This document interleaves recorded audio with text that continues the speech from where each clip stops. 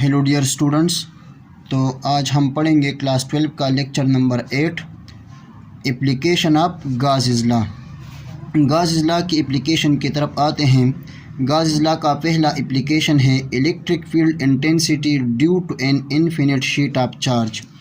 यानी अगर हमारे पास ये एक इनफिनिट शीट ऑफ चार्ज है, यानी ये एक इनफिनिट शीट है और इसके ऊपर चार्जेस जो है ये डिस्ट्रीब्यूट हुए हैं, तो हम इस इनफिनिट शीट ऑफ चार्ज की वजह से इस पॉइंट P पर जो है इलेक्ट्रिक फील्ड इंटेंसिटी को मेजर करते हैं कि इस इनफिनिट शीट ऑफ चार्ज की वजह से इस पॉइंट P पर इलेक्ट्रिक फील्ड इंटेंसिटी की एक्सप्रेशन क्या होगी। हमने एक इनफिनिट शीट ऑफ चार्ज लिया और इसमें हमने गॉसियन सरफेस को ड्रा किया in the form of cylinder. यानी ये जो सिलेंड्रिकल शेप आपको नज़र आ रही है ये एक्चुअली गॉसियन सरफेस है। तो हम इनफिनिट शीट ऑफ चार्ज के लिए गॉसियन सरफेस को लेते हैं in the form of cylinder. अब सिलेंडर की इस सरफेस की एरिया की डायरेक्शन ये है, इस सरफेस की एरिया का डायरेक्शन ये है, यहाँ पर एरिया का डायरेक्शन ये है और यहाँ पर एरिया की डायरेक्शन डाउनवर्ड, यानी यहाँ पर ये मैंने शो किया हुआ है एरिया की डायरेक्शन डाउनवर्ड है।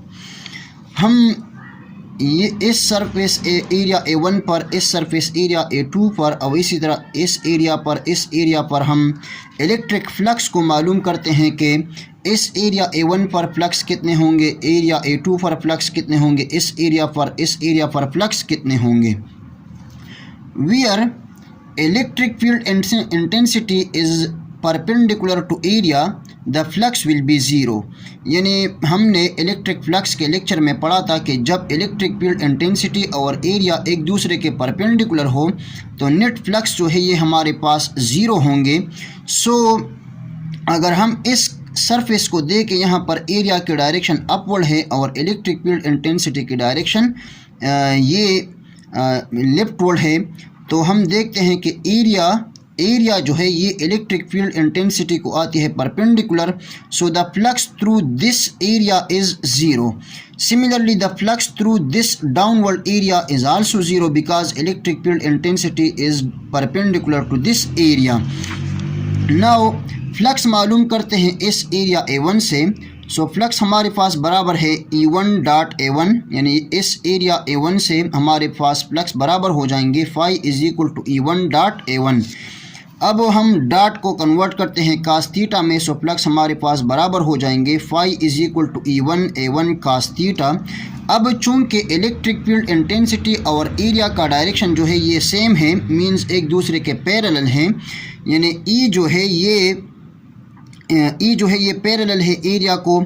सो हमारे पास थीटा जो है ये ज़ीरो हो जाएगा, यानी जहाँ पर इलेक्ट्रिक फील्ड इंटेंसिटी और एरिया एक दूसरे के पैरेलल हो वहाँ पर थीटा की वैल्यू जो है ये ज़ीरो होती है। So phi is equal to E1 A1 into का ज़ीरो हमारे पास बराबर होता है 1 के 1 E और A के साथ मल्टीप्लाई हो के हमारे पास आ जाएगा phi is equal to E1 A1। So phi is equal to EA। हम इस इक्वेशन को इस तरह भी लिखते हैं कि phi is equal to EA।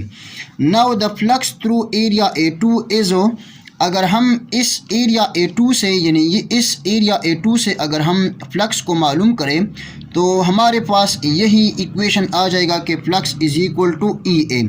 यानी इसकी एरिया A2 की कैलकुलेशन भी यही कैलकुलेशन है, तो हमारे पास फ्लक्स थ्रू एरिया A2 आ जाएगा flux is equal to EA। Net flux हमारे पास बराबर हो जाएंगे flux phi 1 plus flux phi 2। So net flux is equal to EA plus EA, यानी एक ये फ्लक्स आया एरिया A2 से और ये फ्लक्स आया एरिया A1 से।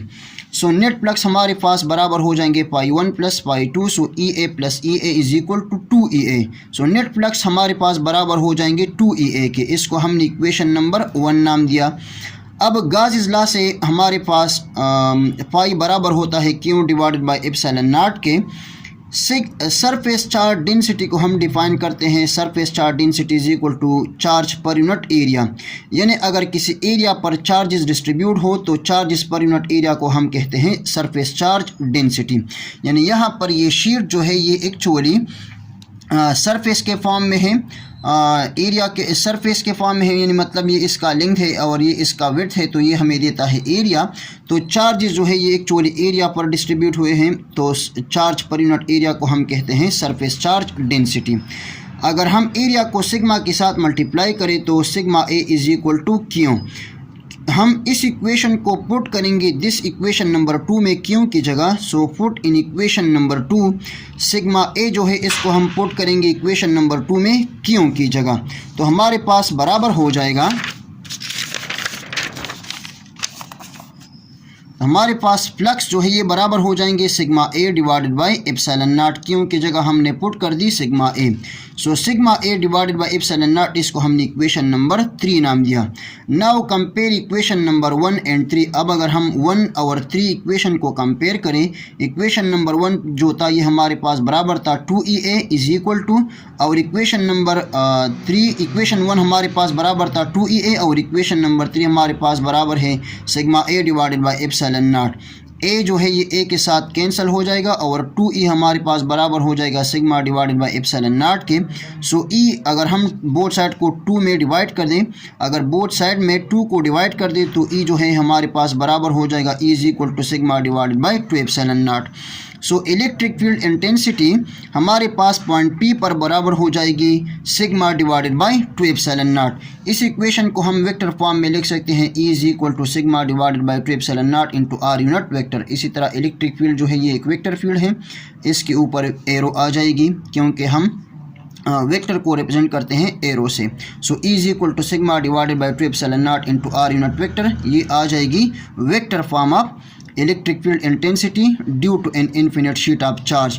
तो इन्फिनिट शीट ऑफ चार्ज की वजह से पॉइंट P पर हमारे पास इलेक्ट्रिक फील्ड इंटेंसिटी बराबर हो जाएगी sigma divided by 2 epsilon nought into R unit vector. Thank you very much and all the very best of luck.